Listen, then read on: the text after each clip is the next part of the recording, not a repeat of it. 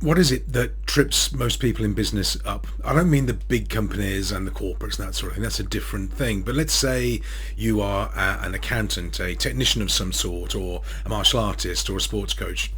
And what happens is, classically, is you're very, very good at doing, let's say, your accounting work.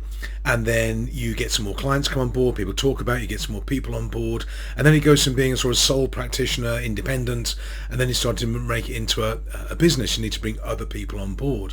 And the things that trip people up, in my experience, is not the technical work that they're very good at, it's everything else that goes around it, because as a business grows, they have to recruit more people, they have to look at management and leadership and financial controls.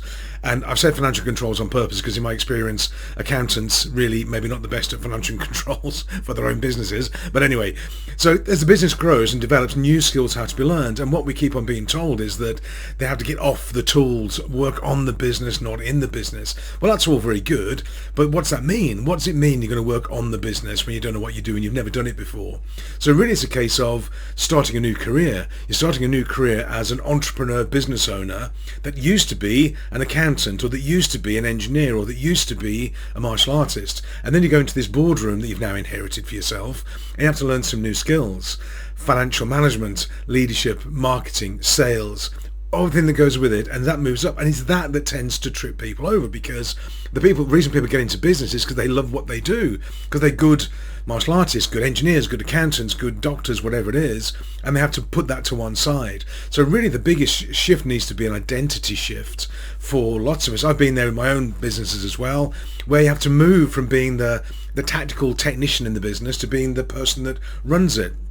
And the same goes again then when you franchise your business. You go from managing a business to managing a franchise, for example. And there are different layers, and it's this identity shift which is really telling. And people can do it. Of course they do. They can change, they move, they develop.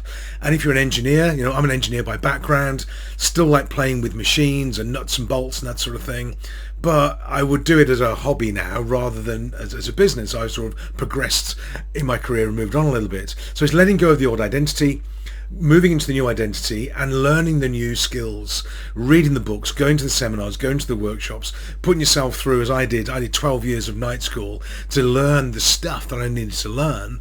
And that's how you change your pattern. It's how you change your knowledge base. So that's the thing that I think mostly trips people up. It's never marketing or sales or clients or customers or whatever it is, or people in the team. It's the identity shift for the owner or the owners to move into that space of working on the business, but as business owners, not as technicians. So there you go. If you want to know some books that will be good for you, drop me a note in the box below. I'll give you a couple of recommendations, and I'll see you soon. Have a great day, and bye for now.